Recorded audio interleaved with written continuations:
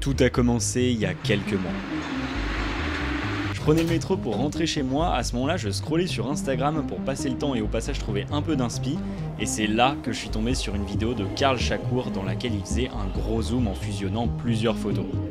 L'idée est très cool, je l'ai aussitôt noté dans ma liste de choses à tester, et c'est à peu près tout ce qui s'est passé. Jusqu'à aujourd'hui. Depuis le 1er janvier, je publie tous les jours sur Instagram, TikTok et YouTube Shorts. C'est un gros défi qui demande pas mal d'organisation, d'énergie et bien sûr d'idées. Pour maintenir un rythme de publication quotidienne, j'ajoute constamment de nouvelles idées à ma liste et parfois ça m'arrive de remonter tout en haut pour voir si dans mes vieilles idées il n'y en a pas une qui vaille quand même le coup. Et c'est là que je suis tombé sur cette idée notée quelques mois plus tôt dans le métro. Le principe du zoom infini est assez simple, choisir un sujet, le filmer en ultra grand angle puis avec un téléobjectif, fusionner les deux plans ensemble et au montage ajouter un bon gros zoom.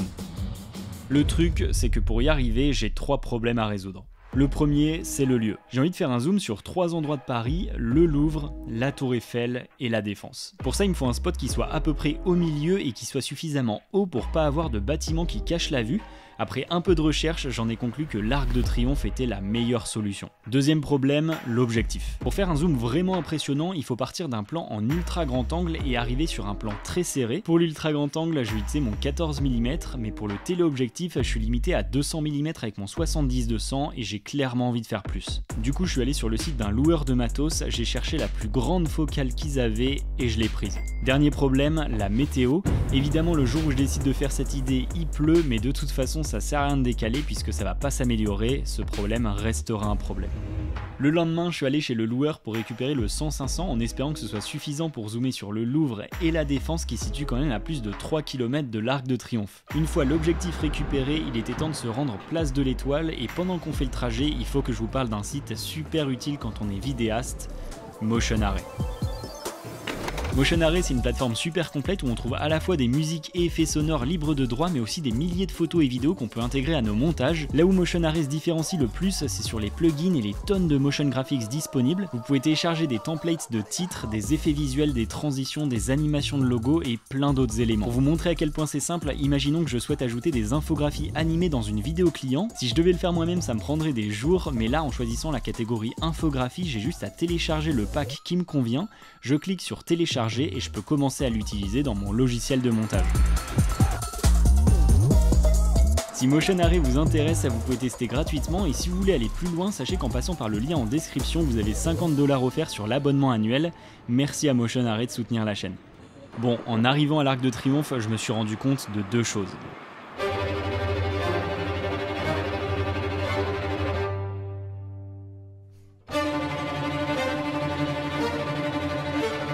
Premièrement, l'appli météo avait raison.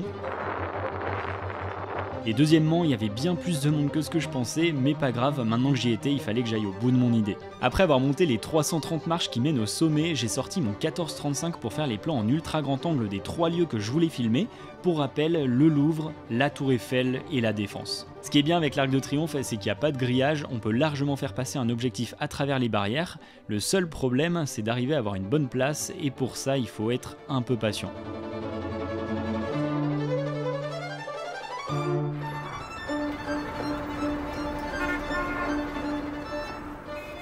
Après un petit moment à shooter, j'ai réussi à avoir mes 3 plans à 14 mm. Pour info, j'ai décidé de filmer en vertical pour partager le résultat sur Instagram. D'ailleurs, n'hésitez pas à y faire un tour, c'est là-bas que je suis le plus actif. Maintenant que j'ai mes plans en ultra grand angle, il est temps de sortir le monstre pour passer aux choses sérieuses.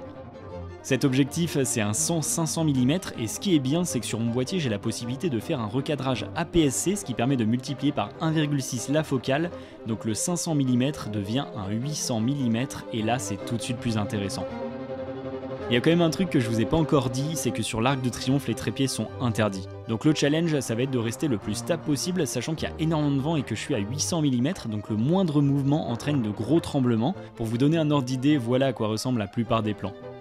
En tout cas, il y a une chose qui est cool, c'est qu'à 800 mm, j'arrive à largement voir les 3 lieux que j'avais prévu de filmer.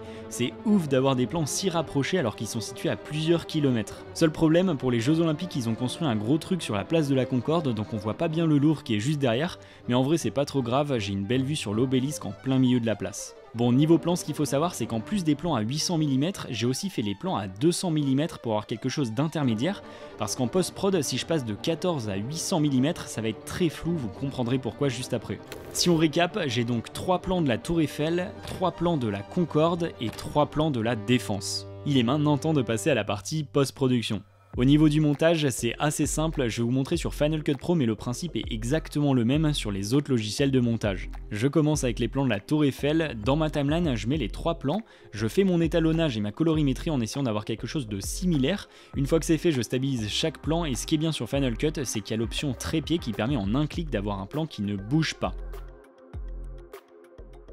Ensuite, quand tout est stable, je superpose mes 3 plans et je les intègre les uns dans les autres en leur donnant pile la bonne taille. Comme je zoome énormément dans l'image pour être précis, c'est un peu flou, mais pas de panique, c'est juste le rendu qui est comme ça, la vidéo finale sera bien quali. Alors pour que tout soit clair, j'ai intégré le plan à 800 mm dans le plan à 200 mm, qui lui-même est intégré dans le plan à 14 mm. Pour qu'on voit encore moins la délimitation entre les plans, j'ajoute un masque avec des contours progressifs, je crée un plan composé avec tout ça, et on va pouvoir ajouter le gros zoom, ou plutôt le dézoom, parce que je trouve que ça rend mieux dans ce sens-là. Pour ça, vous pouvez utiliser des keyframes, mais sur Final Cut, je préfère utiliser les Ken Burns pour avoir un zoom super smooth. À la fin, j'obtiens une vidéo qui est presque parfaite, il manque juste un peu d'effets sonores que je vais récupérer sur Motion Array. Je vous montre pas, mais j'ai fait le même process avec la place de la Concorde et la Défense. Et maintenant, il est temps de vous montrer ce que ça donne. Juste avant, j'espère que cette vidéo vous aura plu, elle a demandé pas mal de boulot, donc n'hésitez pas à mettre un petit like, un commentaire, et on se retrouve très vite dans une prochaine vidéo.